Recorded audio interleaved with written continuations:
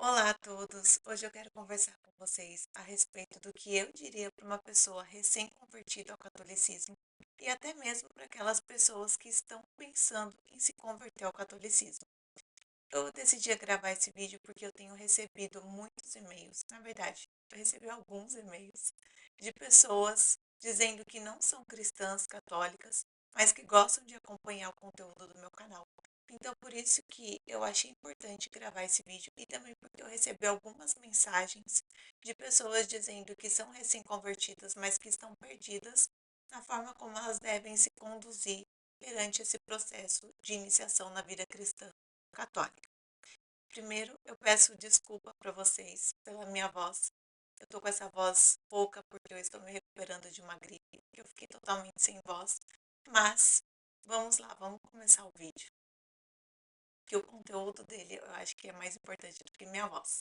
O que eu diria para uma pessoa que está buscando se converter ao catolicismo e para uma pessoa recém-convertida?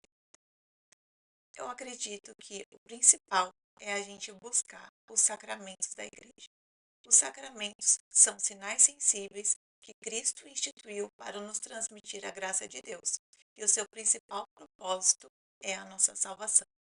Então, a pessoa que ela é recém-convertida ao catolicismo, a pessoa que está pensando em se converter ao catolicismo, ela deve buscar a realização dos sacramentos da igreja. Eu não vou falar dos sacramentos em si, mas eu dividi em 7 passos que eu, Bruna, segui e estou seguindo para ter uma vida maior de comunhão com Deus.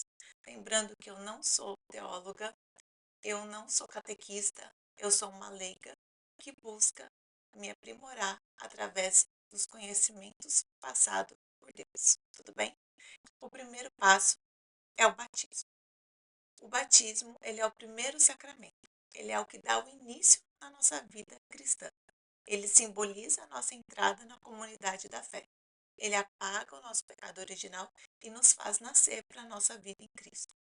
Então, se você não é uma pessoa batizada na Igreja Católica, você precisa procurar a igreja mais próxima da sua casa e se informar a respeito do seu batismo.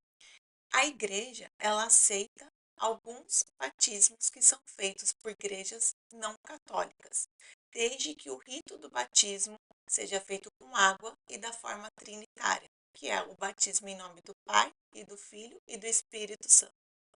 Desde que seja feito dessa forma, a igreja, em algumas situações, aceita o batismo como válido de outras religiões. Como, por exemplo, eu acredito que a pessoa que seja batizada da forma trinitária e com a água numa igreja anglicana cristã, ela terá o seu batismo válido perante a igreja católica. Mas isso você tem que se informar com a igreja próxima da sua residência. Então, tudo bem, aqui a gente estabeleceu que você já é batizado na fé católica ou que você procurou o seu batismo. Agora a gente vai para o segundo passo. O segundo passo seria a confissão. Você já realizou o seu batismo, então você já está batizado na fé católica. Você está muito tempo sem praticar a sua fé. Ou você é recém-adentrado à igreja por meio do batismo. O que você vai fazer é buscar o sacramento da confissão. No sacramento da confissão, você precisa fazer um exame de consciência geral.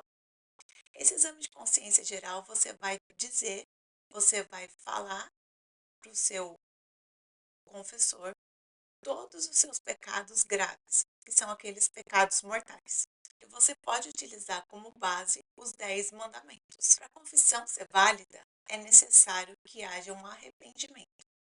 O arrependimento não é um sentimento. O arrependimento é uma escolha, ou seja, é um ato de vontade.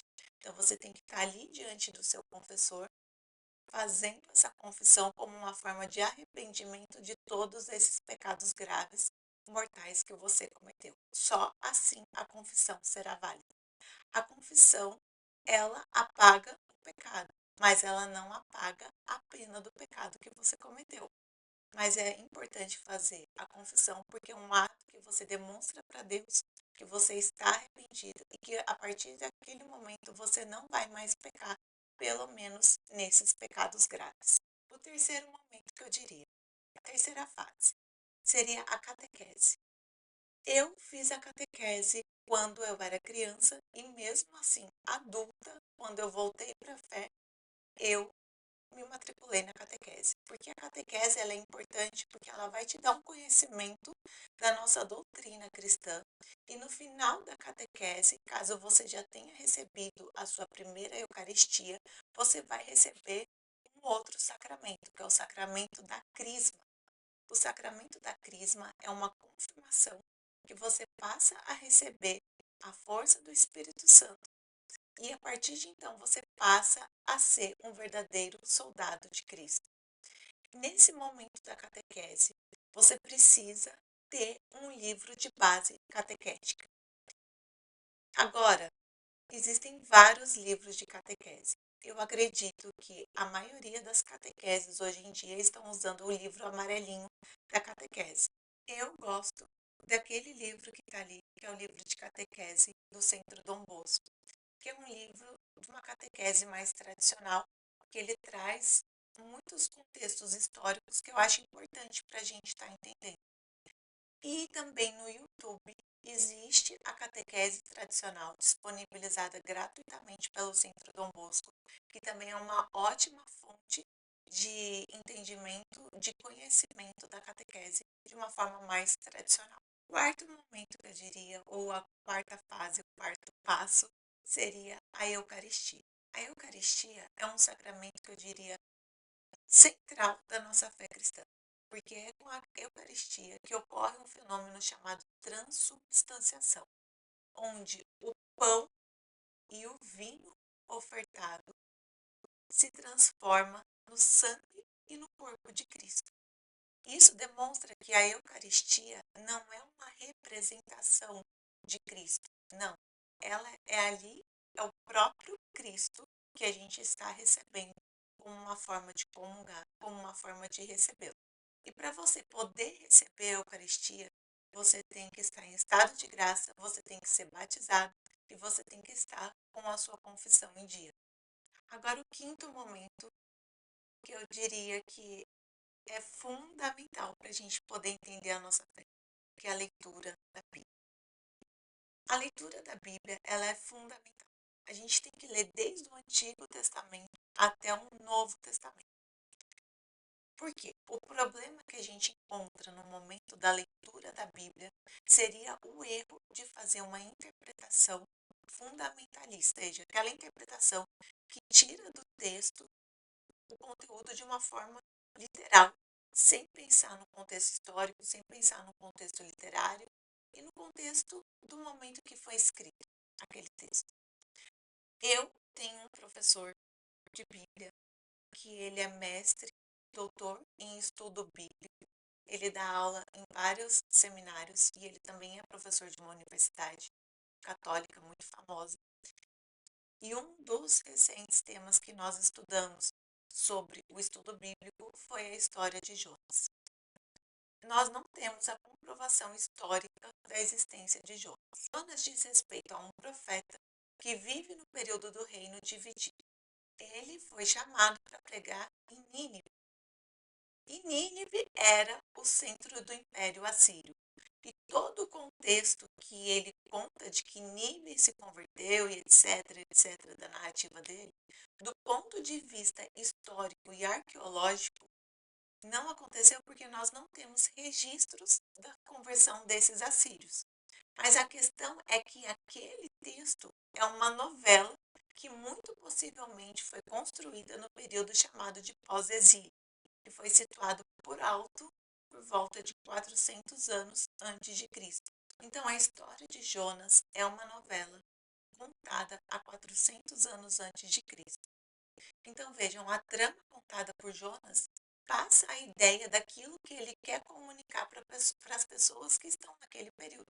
Portanto, ela não se trata de um livro literário profético, mas sim de um texto denominado novela. O que eu quero dizer para vocês é por que é importante o estudo da Bíblia e de uma forma não fundamentalista. Porque uma coisa é o que está no texto bíblico, A outra coisa é a história enquanto ciência, outra coisa é a arqueologia enquanto ciência também. Ora, essas ciências se convergem, horas não. Isso não tira aquilo que a mensagem de Deus pretende nas Escrituras. Então vejam que mesmo nós tendo um embasamento arqueológico, histórico ou não, isso não tira a validade da mensagem que Deus passa para nós através das Escrituras. Que aqui a gente não está tentando mostrar que a ciência é verdadeira e que a Bíblia é mentirosa, mas que ambas são ordens distintas de conhecimento e de saber. A Bíblia, ela é um livro de teologia. Ela está muito mais preocupada em passar a mensagem de Deus para a humanidade do que propriamente provar que tal fato existiu ou não existiu. Então, se você quer saber mais a respeito dessa forma de interpretação não fundamentalista da Bíblia, leia um documento que é um documento da doutrina da fé com a Pontifícia Comissão Bíblica, escrito em 1993, assinado pelo até então cardeal Joseph Ratzinger, que na parte da interpretação fundamentalista é deixado claro que nós devemos ler as Escrituras entendendo-a e não de maneira fundamentalista, mas sempre em diálogo com as ciências, também que para nós católicos, fé e razão são dois elementos importantíssimos para a nossa vivência de fé. Então, a homilia que o padre faz nas missas, ela tem uma interpretação que busca mais a meditação da palavra. Padres se utilizam de recursos para que aquela mensagem passada naquela homilia, naquele dia da missa, alcance todas as pessoas que estão na igreja, desde as pessoas mais simples, sem conhecimento nenhum, até as pessoas que já têm um nível muito avançado de conhecimento, um nível muito avançado intelectual. Então vejam que é diferente, por isso que a gente precisa fazer o estudo bíblico de uma forma não somente meditativa, mas também de uma forma como aprimorar o nosso conhecimento na nossa fé. Agora, o sexto passo, a sexta parte, eu diria que é muito importante a gente estar rezando o terço. Rezar o terço todos os dias é uma grande forma de a gente poder estar nos conectando a Deus, ficar meditando sobre a vida de Cristo, sobre a mensagem dele para o nosso mundo. E também é um momento que a gente usa para ter a nossa comunhão com Deus, porque a gente medita sobre a vida, a paixão, a morte e a ressurreição de Cristo. E além do mais, também a gente pode utilizar para pedir pela intercessão da nossa família, das pessoas que a gente ama, para as pessoas necessitadas, almas do purgatório. Enfim, é um momento de conexão e de meditação sobre Deus. O sétimo passo, ou a sétima parte, seria a devoção aos santos. Não, pelo amor de Deus, não entendam a devoção como uma forma de barganhar com os santos para que você consiga conquistar alguma coisa, alcançar alguma coisa. Não é isso. Os santos são pessoas, homens e mulheres que viveram na terra, mas que abdicaram de si para que fosse feita a vontade de Deus na vida deles. E eles viveram fielmente o Evangelho. E eles propagaram a mensagem de Deus pela simples forma como eles viviam e se manifestavam na terra. Eles terem vivido a vontade de Deus, eles acabaram por conquistar o céu. Então, ser devoto não é adoração, é uma veneração à vida de homens e mulheres de Deus que procuraram a todo custo viver conforme o Evangelho. Eu espero que tenha dado para compreender o que eu quis passar aqui, essa mensagem que eu quis passar para vocês. Caso vocês tenham alguma dúvida, deixem aqui nos comentários que eu vou adorar responder vocês.